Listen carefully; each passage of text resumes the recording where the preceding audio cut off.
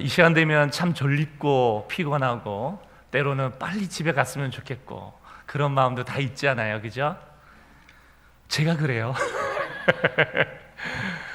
그러나 또한 생각해 보면 그럼에도 불구하고 이 자리에 함께 공동체로 예배드릴 수 있다고 하는 것이 참 은혜인 것 같습니다. 오늘 저는 본문을 중심으로 함께 기독 실업인 양육을 위한 비전이라는 제목으로 은혜를 나누고자 하는 것입니다. 사랑하는 성도 여러분, 우리 교회의 4대 비전에 대해서 목회자들을 통해서 계속적으로 함께 비전을 공유하고 있습니다. 오늘은 마지막 네 번째 기독 실업인 양성을 위한 비전에 대한 말씀인 것입니다. 여러분, 이 비전에 대해서 우리가 함께 나누기 위해서는 먼저 오늘 기독 실업인 양육이라고 하는 이 단어에 대한 용어에 대한 개념 정리부터 먼저 우리가 이해할 필요가 있습니다. 오늘 저는 본문 강해 설교라 형식을 띠기보다도 본문을 통하여서 주제 설교의 형태로 오늘 함께 말씀을 나누고자 하는데, 특별히 세 가지 큰 대지를 가지고 나누고자 합니다. 첫 번째는 기독 실업인 양육이라고 하는 개념에 대한 정리를 통해서 다시금 비전을 나누게 될 것이고, 두 번째는 성경적 세계관 속에서 우리가 왜 이 기독교 실업인 양육이라고 하는 비전이 필요한가라고 하는 그 당위성, 목적성에 대한 이야기를 나누게 될 것이고, 세 번째는 실질적으로 기독교 실업인 양육에 대한 대안에 대한 제안을 여러분에게 함께 고민하고자 하는 것입니다. 사랑하는 성도 여러분, 여러분들 모두 다 알고 있겠지만 우리가 잘 알고 있는 실업인에 대한 이 용어가 다시금 확인할 필요가 있습니다. 여러분, 실업인이란 어떤 개념을 갖고 있을까요? 한번 PPT 한번 보실까요? 한번 읽어보겠습니다. 실업인이란 무엇입니까? 시작.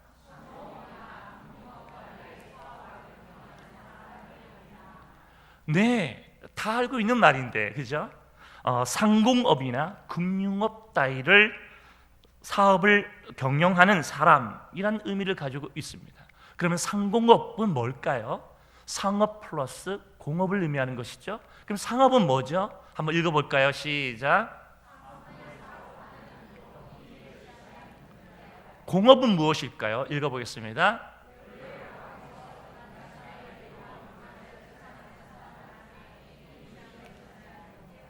그러면 금융업은 무엇일까요?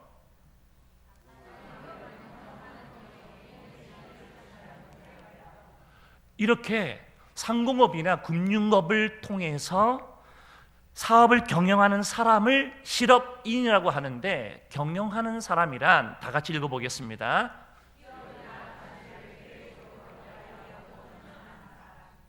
네, 그렇습니다.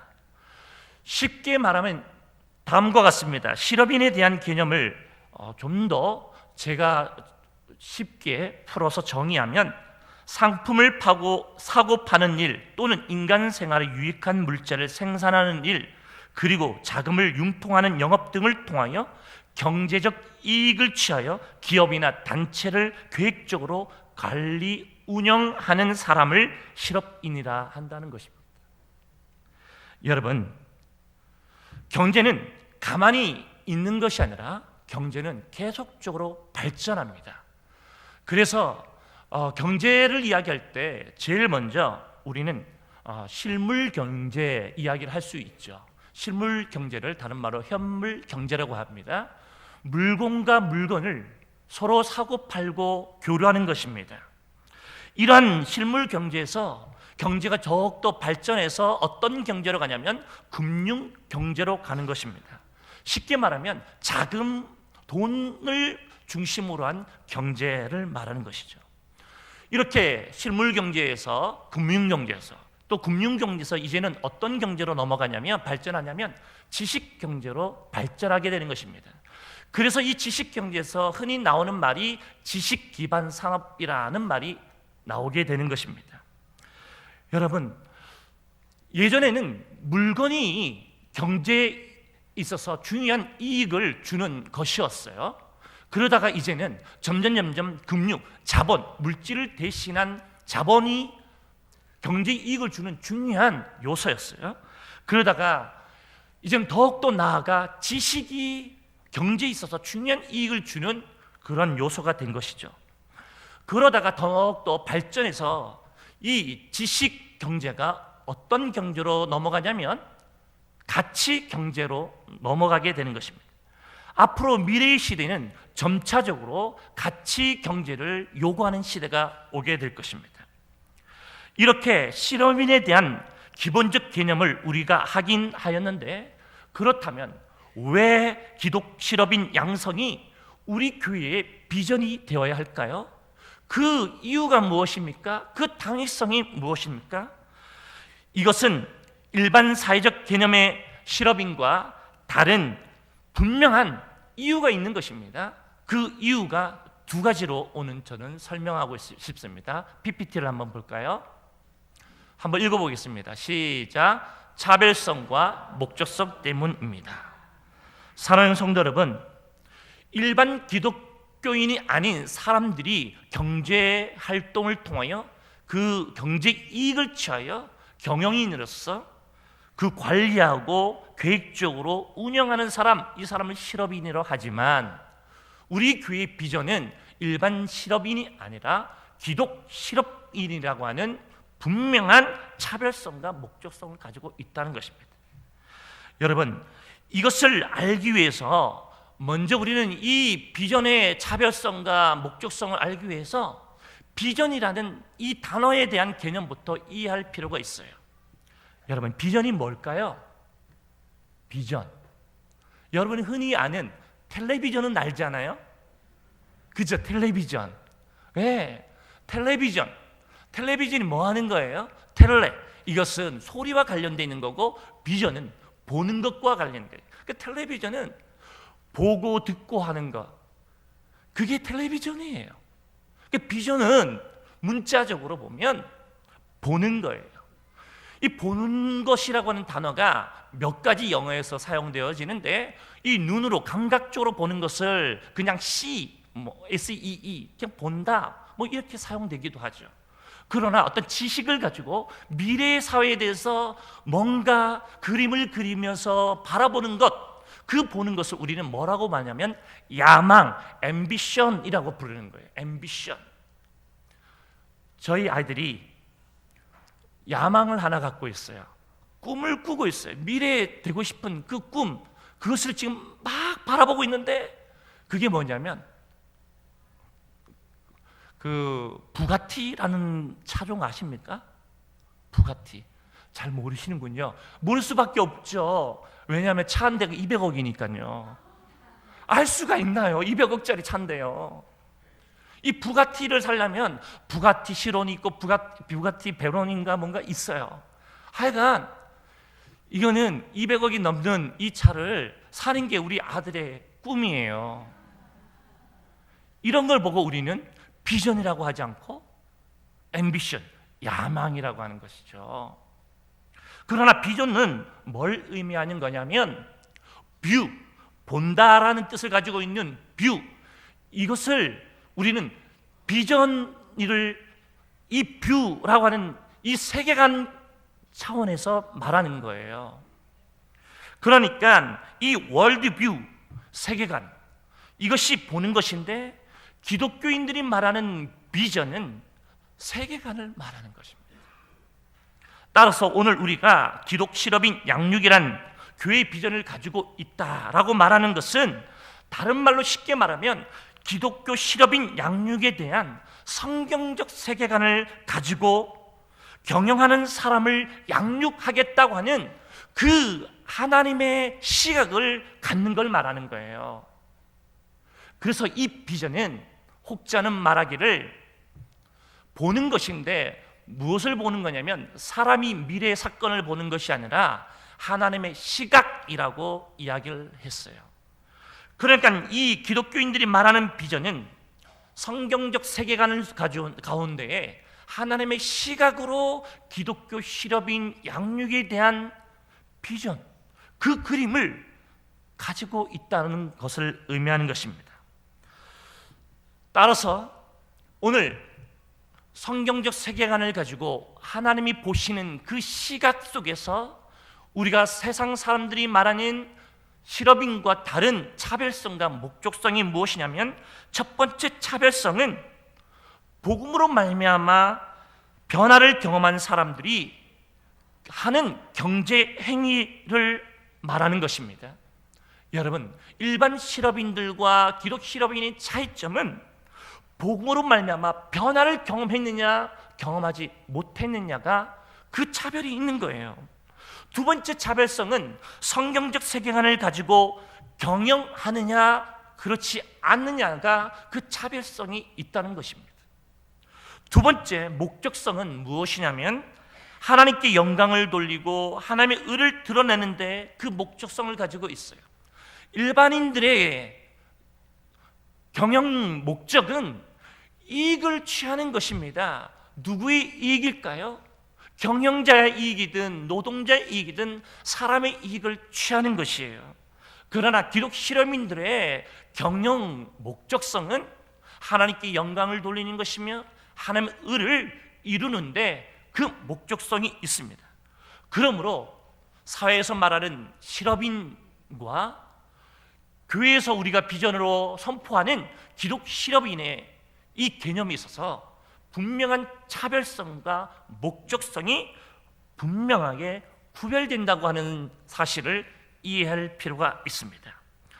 사랑하는 성도 여러분, 그렇다면 기독교인들이 이 실업인으로 양육되어질 때에 분명하게 차별성이 있다고 했는데, 이것은 복음으로 말미암아 변화를 경험했다고 하는 사실입니다. 여러분, 이것이 왜 우리에게 비전이며 중요한 의미를 담고 있을까요? 변화에 대한 가치, 세계관을 우리가 좀 더 확장해서 성경적 세계관으로 오늘 이 변화를 이해할 필요가 있습니다. 오늘 본문 성경을 보면 부자 청년이 예수님께 다가와 영원한 생명에 대해서 질문을 던집니다. 이때 예수님은 답하기를 영원한 생명에 대한 그 답으로 계명을 지키라는 이야기로 합니다. 이때 이 부자 청년은 기다렸다는 듯이 당당하게 예수님께 다시 되묻습니다. 예수님, 나는 당신이 말한 계명을 다 지켰습니다. 그러니 영원한 생명은 나의 것이 아닙니까? 라고 그는 당당하게 예수에게 답합니다. 그 이야기를 들은 예수님께서 또다시 이 부자 청년에게 다음같이 이야기합니다. 너의 소유를 팔아서 가난한 자들에게 나누어 주어라 라고 이야기합니다. 이때 이 부자는 성경에 말씀하기를 근심하면서 질문을 받은 그 예수님의 명령을 받은 그 질문 앞에서, 그 명령 앞에서 이 부자 청년은 근심하여 예수님의 곁을 떠나갔다라고 이야기하고 있습니다. 사랑하는 성도 여러분, 오늘 이 본문과 평행 본문인 누가복음에서는 이 청년을 무엇이라고 표현하고 있냐면 관원으로 표현하고 있습니다. 관원은 헬라어로 아르콘이라는 단어를 사용하고 있는데, 이 아르콘이라는 단어를 사용하는 것을 보면 당시 로마 정부에 의해서 임명된 관리이거나 아니면 회당을 맡아보던 그런 높은 회당장 내지는 그 관리하는 책임자이거나 아니면 사내들인 회원일 가능성이 매우 높다고 주석가들은 이야기하고 있습니다. 쉽게 말하면 이 청년은 아주 젊었을 때부터 부자 되었을 뿐만 아니라 경제 이익을 가지고 있는 경영인, 즉 관리인, 실업인이었던 것이죠. 이 부자 청년은 영원한 생명에 대해서 관심이 있었습니다. 그래서 그는 예수님이 말씀하신 계명을 스스로 지켰다라고 성경에 분명하게 기록하고 있습니다. 사랑하는 성도 여러분, 이 부자 청년이 진정으로 성경적 세계관 속에 변화를 경험한 사람일까요? 어떻게 생각하세요? 정답은 예스도 되고 노도 되는 것입니다. 왜냐하면 신앙인들의 변화는 인격적인 변화를 말하는데, 이 인격적인 변화 가운데 세 가지 변화가 함께 이루어질 때 우린 온전한 변화라고 하는 것입니다. 첫 번째 변화는 행동의 변화인 것입니다. 이 부자 청년은 오늘 마태복음 19장 16절과 20절에 보니까 계명을 지켰습니다. 그는 행동의 변화를 가져온 사람입니다. 수많은 사람들은 계명을 지키지 않았지만 이 부자 청년은 계명을 지켰습니다. 행동의 변화를 가져온 사람이죠. 그럼에도 불구하고 이 부자 청년, 간혼인, 실업인이었던 이 부자 청년은 온전한 변화를 경험하지 못했습니다. 왜냐하면 두 번째 변화와 세 번째 변화를 경험하지 못했기 때문인 것이죠. 두 번째 변화는 어떤 변화입니까? 가치의 변화인 것입니다. 마태복음 19장 20절과 22절을 말씀해 보니까 그 청년이 이르되 이 모든 것을 내가 지켰사오는데 아직도 무엇이 부족합니까? 예수께서 이르시되 내가 온전하고자 할진대 가서 내 소유를 팔아 가난한 자들에게 주라. 그래야면 하늘에서 보화가 내게 있으리라. 그리고 와서 나를 따르라. 그 청년이 재물이 많으므로 이 말씀을 듣고 근심하여 가니라. 이렇게 성경에 기록하고 있습니다. 부자 청년, 경제활동을 잘한 이 청년은 자기가 가지고 있는 그 돈을 가지고 계명을 지켰습니다. 문제는 무엇이냐면 가치 변화가 이루어지지 않았다는 것입니다. 당시 이 시대의 가치는 무엇이었습니까? 경제의 이익을 통하여서 어떤 가치를 추구하였습니까? 경제의 이익을 통하여 소유라고 하는 개념의 가치를 추구하던 시대였습니다. 왜 이 소유가 중요했습니까? 이 경제의 이익을 통하여 소유를 하게 되어지면 신분도 살 수 있었고 높은 관직에 오를 수 있을 뿐만 아니라 신분 세탁, 그리고 그는 다른 사람들을 향하여 지배자로서 지배할 수 있는 그런 신분, 그 위치에 있기 때문인 것입니다. 다시 말하면 이 부자 청년, 간혼인 이 청년의 물질의 가치는 어디에 있었냐면 소유하고 그리고 지배하는 데 있었습니다. 제가 20년 전이군요. 사목을 했었는데 회사 회장님, 우리 아마 손장로님이 잘 아시는 회사예요. 말씀 나누다 보니까 잘 아시더라고요. 제가 그 회사에 사목을 했는데 아파트 현장에 가서 매일 예배드리고 하루 시작하는 어느 날 모델하우스에 가서 예배드리고 또 모델하우스 방이 많으니까 저보고 하루가 아니라 좀 주무시고 가라고 방도 내어지고 그러는데 저를 불러요. 그리고 돈을 좀 만져보라고 주는데 보니까 1억짜리 수표예요. 또 10억짜리 수표예요. 우와, 돈이 돈같이가 않은 거예요. 하물며 그 회장님은 얼마나 돈이 많겠습니까? 여러분, 오늘날 이 사회에 돈은 힘이 있어요. 어떤 힘이 있을까요? 이 돈을 소유하게 되면 다른 사람 위에 올라갈 수 있는, 다른 사람을 지배할 수 있는, 의시될 수 있는, 뻐길 수 있는, 그래도 기죽지 않고 당당하게 살아갈 수 있는 뭔가 힘을 가지고 있다고요. 그래서 돈 없는 사람을 향하여서 자기가 위에 있다라고 그렇게 내세울 수 있는 분명한 힘을 가지고 있습니다. 사랑하는 성도 여러분, 이것이 과연 기독교의 정신일까요? 돈에 대한 가치가 과연 성경적 가치가 이런 것일까요? 절대 그렇지 않습니다. 예수님께서 말씀하고 있습니다. 내 소유를 팔아 가난한 자들에게 나누어 주라는 것입니다. 이 청년은 돈의 가치가 소유에 있었으나 예수님은 소유가 아니라 반대로 나눔에 대해서 가치를 가지고 있는 것입니다. 또한 돈의 가치가 지배가 아니라 관리인으로서 누군가를 다스리고 누군가 위에 있는 개념이 아니라 예수님께서는 누군가 높고자 하느냐? 그러면 너는 다른 사람을 향하여 섬기라. 즉 지배가 아니라 섬김의 가치를 이야기하고 있는 것입니다. 여러분, 물질에 대한 바른 이해가 이렇게 중요합니다. 사랑하는 성도 여러분, 오늘 이 가치의 변화를 경험하지 못한 이 청년, 세 번째 이 청년은 어떤 변화를 경험하지 못했습니까? 목적의 변화를 경험하지 못했습니다. 마태복음 6장 33절 말씀을 다 같이 읽어보도록 하겠습니다. 시작.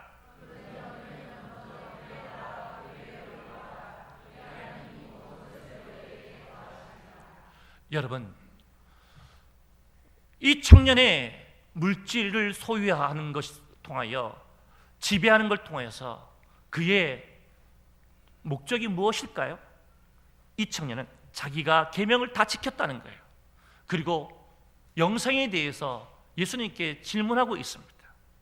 어떻게 보면 이 청년은 바른 청년이요, 그리고 신앙적 리드가 있는 청년으로 보이지만 여러분, 뉘앙스가 느껴지지 않습니까? 이 청년이 이 질문을 왜 했을까요? 사람은 외모를 취하고 보지만 하나님은 무엇을 보실까요? 마음 중심을 보십니다. 이 청년은 겉으로는 종교 생활을 잘하는 그러한 청년으로, 영원한 생명에 대해서 관심이 많은 청년으로 비춰지지만 예수님이 왜 너의 소유를 팔아 가난한 자들에게 나누어 줘라 라고 말씀했을까요? 이 질문에 대한 답을 받은 이 청년은 왜 근심하며 떠나갔을까요? 이 청년이 재물을 가지고 예수 앞에 다가온 이유가 있습니다. 그 목적은 자기 의를 드러내는 것입니다. 이만큼 내가 관리인으로서, 그리고 사내들인 회원이든 아니면 회당을 맡아보던 지도자든 아니면 로마의 임명을 받은 높은 관직에 있는 사람이든 어찌됐든 자기가 이만큼 살았으면 됐어, 나는 성공한 사람이야 라고 하는 로마 시대의 헬레니즘 사상이 물들어 있는 자기 의를 드러내는 것이 목적이었습니다. 그러나 성경적 세계관 가운데 물질에 대한 바른 이해는 하나님의 의를 드러내는 데 있습니다. 그러므로 너희는 먼저 그의 나라와 그를 의를 구하라. 이것이 우리가 기독 실업인에 대한 목적성이며, 그리고 이것이 우리가 비전을 가져야 될 분명한 이유가 되는 것입니다. 사랑하는 성도 여러분, 오늘 저는 이제 기독 실업인의 양성에 대한 제안을 몇 가지 하고자 합니다. 첫 번째, 물질에 대한 성경적 세계관 교육이 필요합니다. 여러분, 청지기 의식을 회복해야 합니다. 청지기라는 말이 그리스어로 어떻게 사용되고 있냐면, 다 같이 읽어볼까요? 오이코노모스. 경제라는 말이 영어로 이코노미 아닙니까? 이 그리스어 말로 경제라는 말이 오니코노미아. 이 말이 비슷하죠? 왜냐하면 어원이 같기 때문인 것입니다. 즉, 물질에 대한 이해를 가질 때 우리는 청직이란 말을 함께 이해를 해야 합니다. 청직이란 말은 어렵지 않아요. 쉽게 말하면 이런 거예요. 물질의 주인이 누구이며, 그리고 이 물질을 무엇을 위하여, 그 목적성이 어떤 목적을 가지고 사용되어야 하느냐, 이것을 바르게 성경적 세계관을 가지고 잘 관리하는 사람, 그게 바로 청직이에요. 사랑하는 성도 여러분, 마태복음 6장 21절 말씀을 보면 다음같이 성경은 말하고 있습니다. 한번 읽어보겠습니다. 마태복음 6장 21절, 제가 한번 읽겠습니다. 내 보물이 있는 곳에는 내 마음도 있느니라. 그리고 마태복음 6장 24절에 보니까 한 사람이 두 주인을 섬기지 못할 것이니 혹 이를 미워하고 저를 사랑하거나 혹 이를 중히 여기고 저를 경히 여깁니다. 너희가 하나님과 재물을 겸하여 섬기지 못하느니라. 그리스도께서 비유한 비유가 성경에 38가지가 나옵니다. 이 비유의 소재가 다양한데요, 그 가운데에 16가지가 물질에 관련된 소재로 비유하고 있다는 것입니다. 뿐만 아니라 신약 성경에는 천국과 지옥에 대한 이야기가 많이 나오는데, 이것보다 더 많이 나오는 이야기가 바로 물질에 대한, 소유에 대한 이야기가 나오는 것이고, 그리고 성경의 기도 내용보다 물질의 내용이 5배나 많이 기록되어져 있습니다.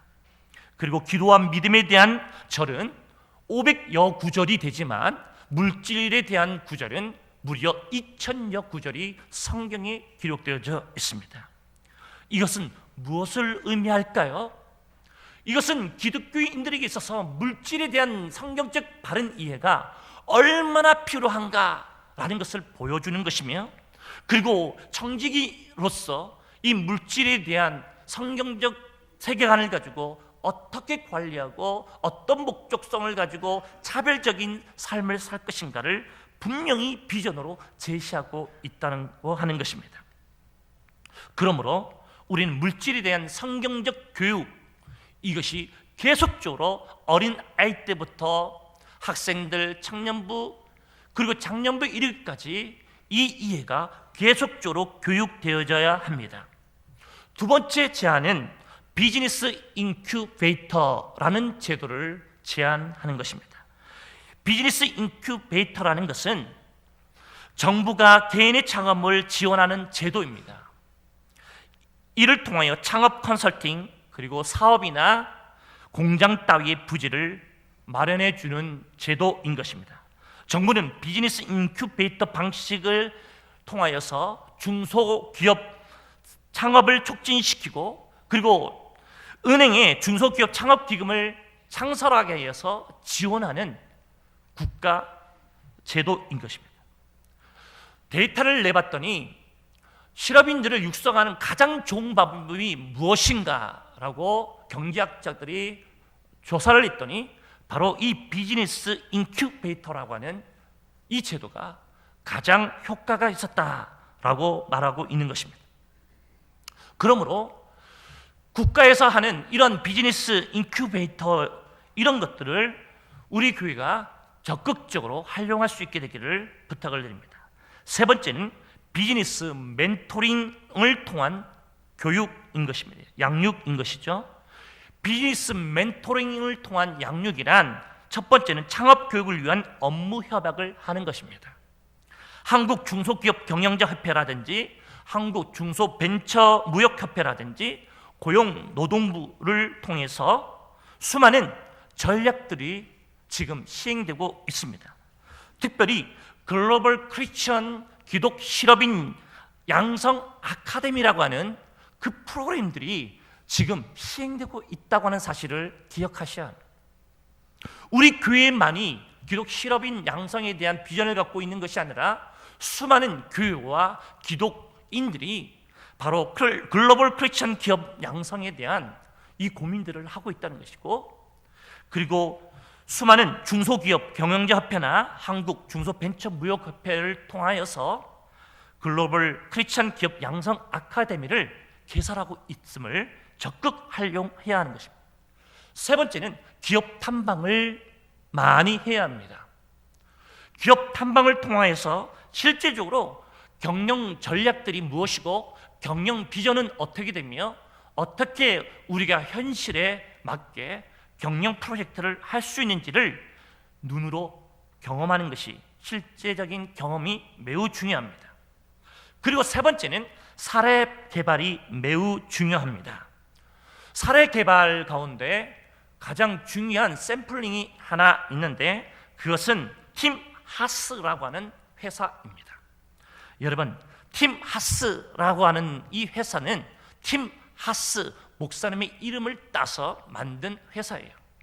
한국 이름으로는 하형록인데 이분이 회장인데 이 회장님이 나중에 신학을 공부하셔서 목사님이 되셨고 목사님인 동시에 팀 하스라고 하는 회사의 회장으로서 있습니다. 이 팀 하스 이 회사는 미국 동부에서 청년들이 가장 일하고 싶은 회사의 하나인 것이에요. 이 회사는 경영 비전이 있습니다. 잠언 31장을 바탕으로 해서 우리는 이웃을 돕기 위해 존재한다라는 분명한 경영 비전을 가지고 있는 회사입니다. 이 하영록 회장 팀 하스는 미국의 국립건축가학원의 종신직 이사로 선출된 사람이고 이 사람은 미국 그 기업의 센세이션을 일으키는 역할 모델을 하고 있는 경영인인 것이며, 이런 경영인들 통하여 또한 이런 경영회사를 통해서 우리는 계속적으로 사례 개발을 해야 하는 것입니다.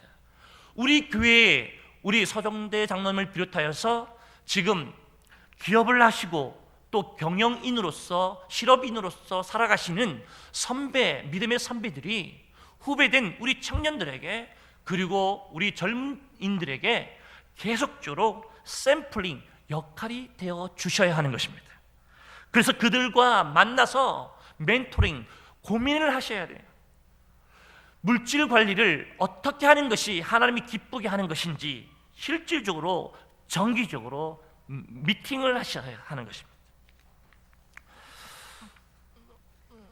또한 마지막 네 번째 제안을 드리는 것은 모나운동을 제안합니다. 모나운동이 무엇이냐면 모아서 나누는 운동인 것입니다. 여러분, 우리가 왜 돈을 벌어야 할까요? 우리가 왜 경제적 이익을 취해야 할까요? 우리가 왜 이렇게 이 물질을 우리가 더욱더 발전시켜야 할까요? 그것은 다름이 아니라 나누기 위해서인 것입니다. 우리 기독교인의 가치는 모으는 데 있지 않냐고 나누는 데 있습니다. 우리 기독교인의 가치는 남을 지배하는 데 있지 않냐고 도리어 섬기는 데 가치가 있습니다. 그러기 위해서는 모아야 합니다. 사도행전에 보니까 초대교회는 이 모나운동을 했어요. 이 모나운동은 두 가지 형태로 나타나는데 연보와 기부라고 하는 것을 통하여 나타납니다. 여러분, 연보, 계속적으로 기독교인들은 이 연보를 통하여서 물질의 주인이 누구인가를 고백하고, 또한 이 물질이 더욱더 내 필요를 채우시고 공급하시는 하나님을 계속적으로 경험하는 것을 필요합니다. 그래서 교회가 다음 세대를 위해서, 젊은이 기독 실험인들을 위해서 교회가 돈을 모아야 하는 것입니다. 그래서 이 돈을 모으기 위해서 연보, 헌금을 해야 하고 또한 기부를 해야 합니다. 미국은 이런 기부 문화가 잘 돼서 자식에게 물려주기보다도 의미 있는 교회에, 그리고 사업체에 의미 있는 곳에 기부하는 것이죠. 이 팀 하스도 그가 가장 병들고 어렵고 아무것도 할 수 없을 때에 어느 유명한 그 회사의 사장님이 전적으로 후원하고 그리고 기부하고 지지해 주셔서 이 팀 하스가 이렇게 유명한 기업이 될 수 있었던 것입니다. 오늘 저는 이 본문 말씀을 통하여서 기독 실업인이 우리 교회의 비전인 이유, 목적성, 그리고 그 양육에 대한 실제적인 제안을 여러분과 함께 나눴습니다. 결론적으로 오늘 우리 대구 영안교회가 이러한 결론에 도달했으면 좋겠습니다. 어떤 결론일까요? 한번 다 같이 마지막 결론을 보도록 하겠습니다. 다 같이 읽겠습니다. 시작. 선교 동원적인 사명. 선교는 두 가지 선교가 있습니다. 첫 번째는 전방 선교가 있고 두 번째는 후방 선교가 있습니다. 전방 선교는 쉽게 말하면 선교사님을 보내서 선교사님을 통하여서 교회 개척 사역을 하거나 복음 사역을 하는 것을 말하는 것입니다. 현장에 복음을 증가하는 이 전방 선교. 그런데 모든 선교는 전방 선교만을 가지고 온전하게 선교 사역을 감당할 수 없습니다. 그래서 후방 선교와 함께 이루어질 때 온전한 선교로 열매를 맺게 됩니다. 이것을 우리는 후방 선교로 하고, 이것을 선교학에서는 선교 동원가적 선교라고 하는 것입니다. 선교 동원가적인 선교, 이 선교 동원가적인 선교는 복음 전도에 필요한 모든 지원을 공급하는 선교인 것입니다. 바라건대 대구 영안교회는 경제적 이익이 많이 발생되길 바랍니다. 그래서 이 경제적 이익 창출을 통하여서 많은 연보와 많은 기부가 확산되어지고, 그래서 실질적으로 선교 동원가적인 사명이 이루어지므로 복음 전도에 있어서 후방에서 필요한 모든 지원을 공급할 수 있는 그러한 기독 실험인들이 대구 영안교회에 많이 있었으면 좋겠습니다. 사랑하는 성도 여러분, 물질은 나눌 때에 의미가 있습니다. 혹여니 나는 예수를 믿고 물질을 소유하였지만 행동의 변화를 가지고 있다 할지라도 가치의 변화와 목적의 변화를 아직 경험하지 못했다면 그 사람은 온전히 회개한 사람이 아닙니다. 회개는 행동의 변화와 가치의 변화와 목적의 변화, 이 세 가지가 함께 이루어질 때 온전한 회개하는 사람으로서 삶을 살아갈 수 있는 것입니다.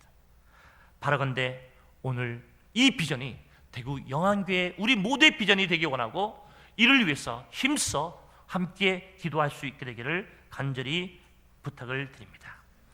이 시간에 다 같이 일어나셔서 찬양 드립니다.